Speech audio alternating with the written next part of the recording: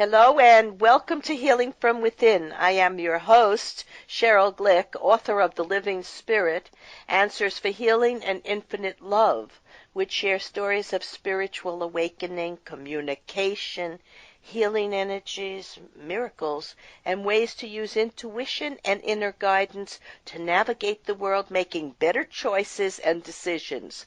Today we welcome once again John Vespasian, author of his newest book, Undisrupted, who helps us develop a sound plan and strategy to determine if life is running smoothly, if it's filled with success and happiness, or are you sometimes faced with disruptions and periods of chaos and need strategies to make better choices for success during any challenging time.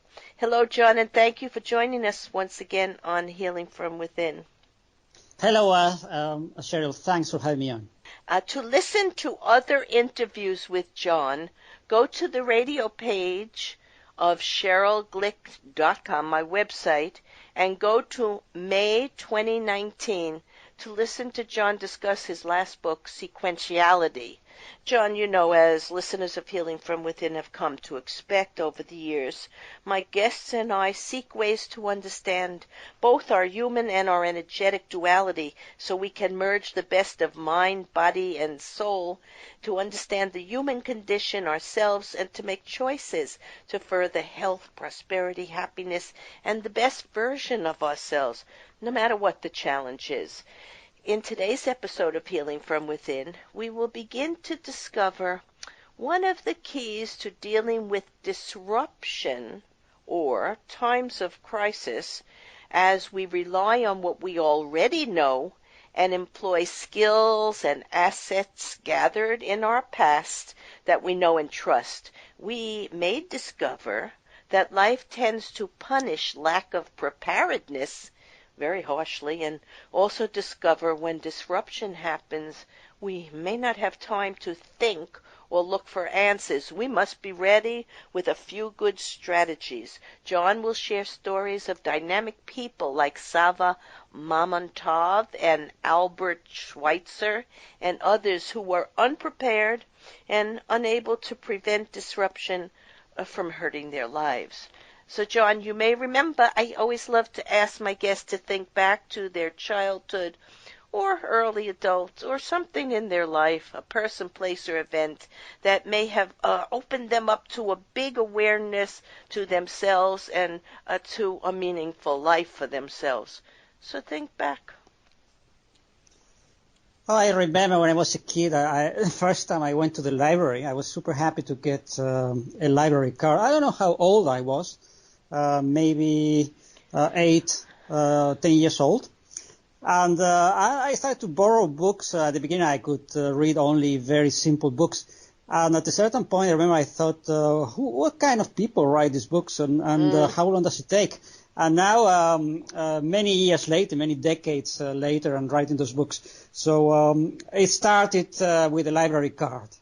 You know, that's an interesting story because I remember I went to the library every week to get new books and bring back the old. And I had to walk about 8 blocks to get there. And I was so happy just being with books and touching them, selecting, making my own choices. When I was in high school, I remember thinking, I was writing a poem, and I remember thinking, it might be interesting to write a book. But I never really expected to. And then I was told by Spirit that I was going to write 3 books that were going to be used for teaching. And that, I said to myself, well, I don't know about that. And I've already written 2, and the 3rd one is getting close to fruition. So it is interesting to think back to our childhood and how our destiny was already there. Yeah. So let's go on. Yes, it was, but yes, go ahead. Sorry. Well, I was going to go on to tell us you've written many books, but what motivated you to write your newest book, Disruption, and how will it help prepare readers for challenges? Yeah, I got the idea for the book while I was reading the biography of Salah Mamontov, you just mentioned. He was a very wealthy, very well-known industrialist in the 19th century, one of the most famous Russian industrialists. He was the Russian equivalent of Andrew Carnegie. He had railroads. He was building railroads from Moscow to the east. And when he was in his mid-40s, he was a celebrity. In Eastern Europe, he was on the newspapers very often. He had a huge house in Moscow. He had a house in the south of Russia. He owned a very large company listed in the stock market. And he was on top of the world. The story is fascinating because within a few years, Mamontov destroyed his life. He just started to get into another business. He wanted to expand, so he started a steel manufacturing business, and it was a disaster. He started to lose money. In order to cover the losses in the steel manufacturing, he used money from the railroad. And when his shareholders found out, they were very angry, so they sued him. He was prosecuted for embezzlement. Eventually, he didn't go to jail, but he lost everything. He lost his house, his shares, his company, everything. And the last 15 years of his life, he was living in complete misery, to such an extent that even his friends, his lifelong friends, wouldn't even talk to him. And I found the story fascinating because the question is, how is it possible that such a sophisticated, highly educated, experienced manager could destroy his life in such a way? And I found the question fascinating, so I started to research, and I've been researching for a year before I wrote the book. I researched many biographies, many stories from different centuries, trying to establish the patterns that lead people to make this kind of huge mistakes, and also the strategies that we can use to prevent them or to correct them. Well, absolutely. And you wrote something that sort of showed something that he did wrong. He became emotionally involved. He wanted to do something without being prepared. He was very good at what he did, but he wasn't prepared to go and do what Carnegie was doing. So you wrote, individuals who thought themselves blessed by fortune will unexpectedly suffer road accidents, get fired from their job, go bankrupt and lose their health, get divorced or get sued in court by friends, business parties, or third parties. Others will lose their savings in catastrophic investments. Lack of preparedness is dangerous, very dangerous. I do not recommend it to anybody. You can be wiped out by factors that are not even mentioned in books about success. Those books will tell you what to do to get ahead in life, but that is not enough. You need to know as well how to deal with disruptions. I cannot emphasize enough the necessity of having sound, workable strategies for dealing with disruptions, or better still, avoiding them. It's a life or death question. Now, I have discovered over time that even if you are well invested and prepared in an area, for example, teaching or acting or managing, whatever it is, it usually takes about 15 years to become completely competent and proficient. You don't usually reach success in the moment. It is a bit of learning, preparing, maturing, and having all the skills at your hands. So that's been I liked reading this story, and while I was sad that he had trouble in later life, it does help us to understand how his life was disrupted, and how he became highly emotional, got his priorities wrong, and just made huge mistakes, right? Yeah, it happens, unfortunately it happens to thousands of people every year that they get into this pattern. And what I've done in the book is to go through success stories and failure stories and try to show the patterns. We just mentioned Mamontov, and the main idea of this chapter in the book is that when you are dealing with disruptions, you have to react from your strengths. You have to rely on things you know, on people you know, assets you have, experience, professional knowledge, whatever. And the cardinal sin when you are dealing with disruptions of any kind, whether it's in your health, finances, career, whatever, the cardinal sin, what makes people drown, is to improvise. Improvisation I would say, is the road to hell, is the path to hell, because once in a blue moon, it might help, it might work, and you see this in movies, and sometimes movies, you see people improvising and they get it right the first time, and it's so cute, but in real life it's very dangerous. And this is what actually completely destroyed Mamontov's life. He started to improvise. He had a very nice life. He could have let his steel manufacturing go bankrupt because it was a separate company. He didn't really have to be caring so much for it. But he wanted to avoid even the shade of failure. And in the end, he destroyed his life. So the principle is super important. Never improvise when you are in a crisis, because you are playing against the odds. What you want to do is to put the odds on your side, and the best way to do that is to rely on something you do well, something you know well, assets, friends, relationships. When you're in a crisis, do not improvise. You know, what I thought of when I read that story, because it was just in the news here in New York last week, I began to think of President Donald Trump. He was a land developer and real estate specialist, but in the 1990s he got involved in building casinos in Atlantic City, and he lost over $1 billion, and they were talking about it. So I guess he overreached. He wasn't prepared for that field, and there was a disruption, but he let it go. You see, what you were just saying is you need to let go and not keep beating a dead horse and pouring more and more assets into something that has no chance of survival. So I think Trump did it, and I think the other man that you were just talking about, for whatever reason, wasn't able to let go. And it's important to know when to do that, I would say. So let's go on to, you speak of a scientist, I like this story too, Vladimir Kovalevsky, and yes. He had an interesting life. He started out as a lawyer.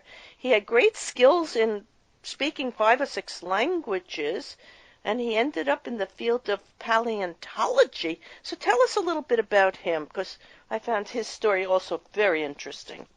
Kovalevsky is a fascinating character.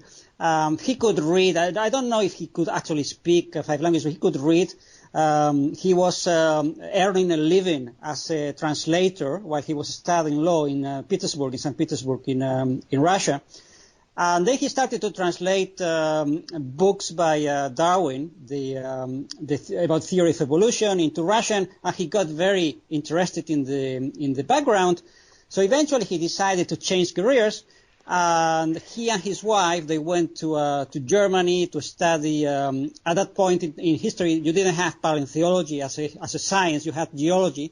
So he started geology, he got a PhD, and what made Kovalevsky actually go down into history is that he found very quickly an explanation to a riddle that nobody in the 19th century had solved, and it's the following. And this is very much linked to the principle of survival and evolution.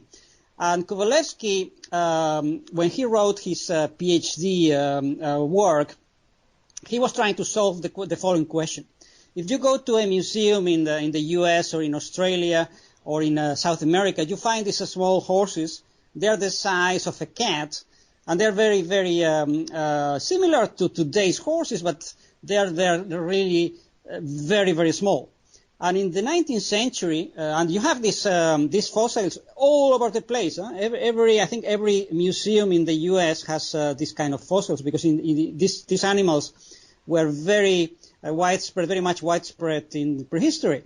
So in the 19th century, everybody thought that these small horses, just to call them horses, they were a different species from today's horses, because they were so much smaller.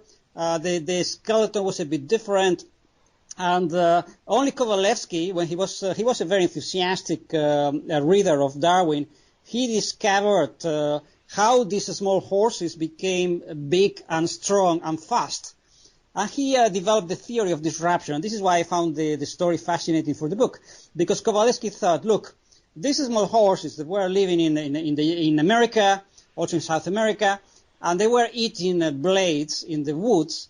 But eventually, thanks to or due to the climate change, the trees started to grow, and the horses could not find food anymore. So they have to go into the prairie. They have to go into the open areas where there were very many predators and big cats. So they started to run away. They started to really they have to run to survive. And generation after generation, thanks to these disruptions, because they have to face predators, they have to face constant danger, they started to die. Those that could not run, they started to disappear, and those who could go faster and they could become stronger, they got more children. And after several generations, they started to grow a little bit, a few millimeters, a few centimeters, and after thousands of years, thanks to disruptions, and this is the whole principle Kovalevsky discovered, thanks to disruptions, they became stronger, they became faster, and they became much larger. And Kovalevsky thought that this principle applied only to horses. He could not actually see the wider implications because he was writing only about horses, but this is a principle that applies actually to all living creatures. You become stronger, and you become more intelligent, more alert, thanks to disruptions. If you just stay and do nothing and you stay passive, like the horses that were living in these woods, they were happy, they were well fed, but they didn't grow. They just stayed small, and they could have been going like this for generations, but it was a change, it was a disruption that actually forced them to rely on their strengths. And again, I come to the principle I mentioned before. They didn't create a new animal. They didn't become something else. They became themselves. Only better. So. They just only better. And this is a pattern that you will find in every single story in the book. When people go through disruptions and they do very well, and they become even better than before, it is because they become more what they were already. They become a bit faster, a bit stronger, a bit more intelligent, more knowledgeable, but they do not improvise. The horse is a story, it's a key story. And Kovalevsky discovered the principle. Unfortunately, in his life, he didn't follow it because he made all kind of mistakes against the principle, and eventually he got into businesses he didn't know anything about. He lost all his money and ended up committing suicide. It's a very, very sad story. It because is. He discovered the principle, but he didn't understand the wider implications. Yeah, so the insight here is nature will typically deal with disruptions by enhancing existing strengths, not by random moves or improvisation, which, as you say throughout the book, really works. And he was not able to do that. And it is a shame when such gifted, talented people cannot see that they've discovered something that will help them, but they move on to the next thing, trying to find some perhaps other way to do things. They already have the answer. Now go on to, you tell the story of how a desperately ill woman turned her life around, and you take a close look at faith healing and offer a variation of positive thinking that really works. So tell us something about that story. Well, this is actually a couple of stories about positive thinking and faith healing. So I took in the book I took a very close look at what they call Christian healing or scientific healing, which is actually is a Christian religion. It's very very strong in some countries.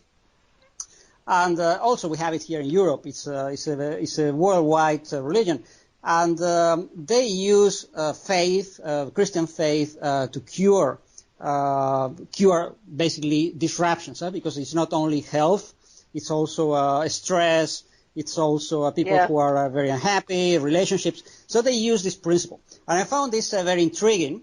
I took a look also at the biography of the founder of this religion, was Mary Baker Eddy. And I have to say, I cannot contest their claims because they have massive evidence that they have a system. They actually cure people. Otherwise, I guess they would not be so successful.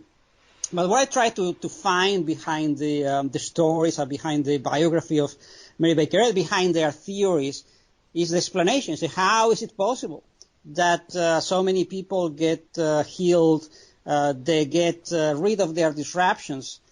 And what I found in common between this religion, with this Christian denomination, and other similar stories in other countries, in other areas, is that when people actually reduce their level of stress, and this is something that they do very well, I have to say, people who work in this area in the Christian, what they call themselves Christian scientists, I would say they are experts at reducing stress. They are experts at making people understand what they have done wrong, how to organize their life, how to actually recover serenity. And what I drew from the stories is that you can apply this principle to reduce disruptions across your life.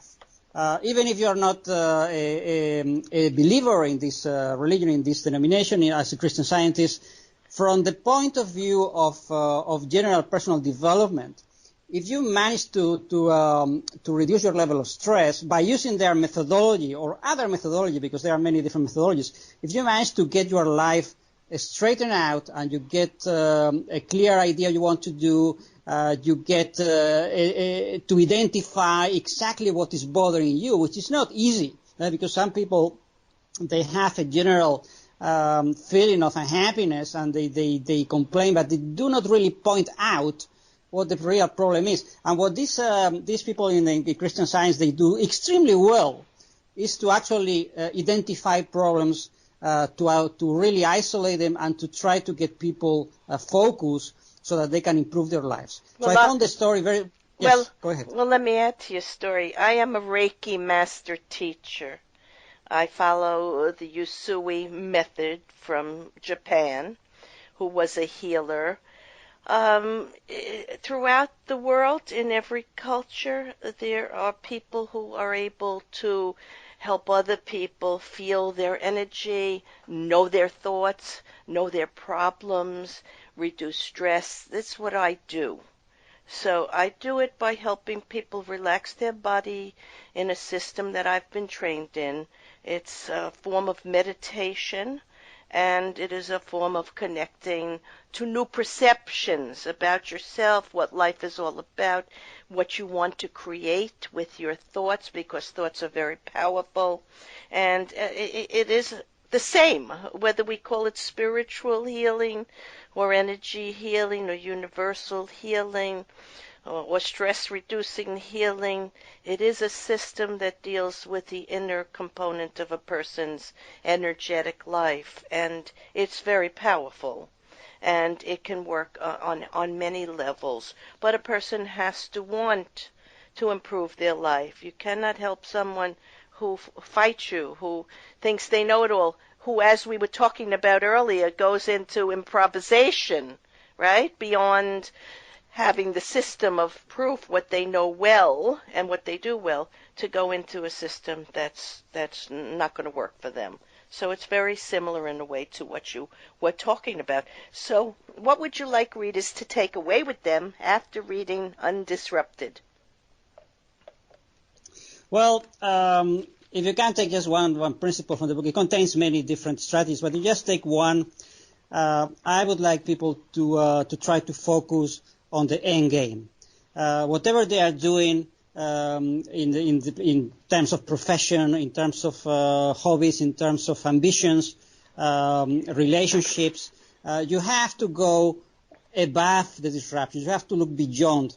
You have to look at your life in terms of a lifetime. You're going to live 80, 90, maybe you are lucky you live 100 years.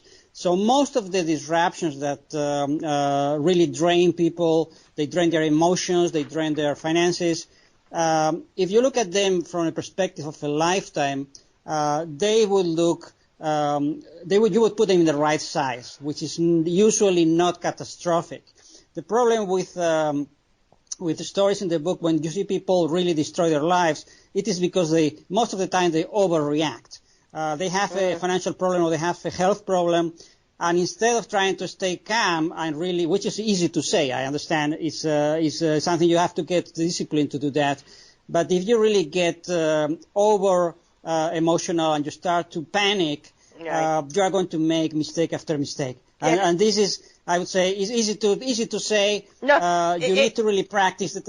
Yep. Yeah, it is a discipline, and you can learn to conquer any challenge, yes, by remaining unemotional, having a breathing technique, a meditation technique, understanding that life unfolds in a way it will, and you cannot change everything, but you can change yourself and your reaction to it. So that is part of the way to deal with it. I also like that you discussed the labor theory of value, where you believe people who are passive and hoping for change and improvement of their economic conditions and keep just simply investing more time and effort, and they expect if you keep doing this and doing it, you're going to have success. But you said that the labor theory, which was suggested by Karl Marx and others, is wrong, because in real life, it's not always the amount of labor. So what is it that will bring us success? It's not always the amount of time and effort. Yeah, you're right, but it's not self-evident, and this is why it's so popular. I think most of the people in some countries, most people believe in the theory of labor as it was an absolute truth, and it's not. It's not. But it's not self-evident. We tend to believe that just by putting more hours and by doing more work, automatically leads to success, and it's not the case. If you look at the stories in the book and you see people who really build large businesses, they become very successful artists, you will see that they just were very patient, very persistent in finding a market, or finding a market segment, sometimes very small segment, where they could actually become successful. It's not by doing always the same and working very hard that you will see people becoming very prosperous.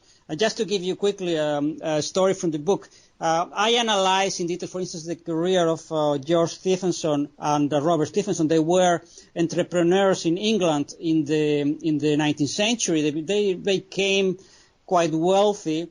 And they started from scratch. There are people who have no education. They had no possibility to go to school. They could barely read at the beginning. So it was a very interesting story from the beginning. But eventually, they became successful because they evolved little by little. First, they got as much education as they could get. Because George Stephenson, for instance, he got a very lowly employment, but he used his money, instead of buying beer, he would pay a night school to learn to read. And once he learned to read, he could learn more things. And eventually he started to get a mechanic's job.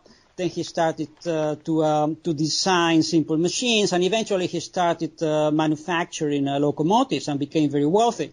This kind of evolution that takes time, in the end, is the best strategy. And the book shows many different stories because it reduces the risk. I was talking about improvising as the most dangerous. Strategy. Yeah, most dangerous. When you see the stories in the book, people who become successful, you see they were not super brilliant. They were not super educated sometimes. They were not from very well-connected families. But through evolution in their careers, by learning different things, by pushing forward little by little without taking a lot of risk, they did very well. And you see many, many examples in the book. You see in different areas. You see in areas of industry. You see one of the stories in the book is also, for instance, a gardener who used to make glass houses. Eventually started to make buildings, to design buildings that look like glass houses, and became also very famous and very wealthy. It's the story of Joseph Paxton.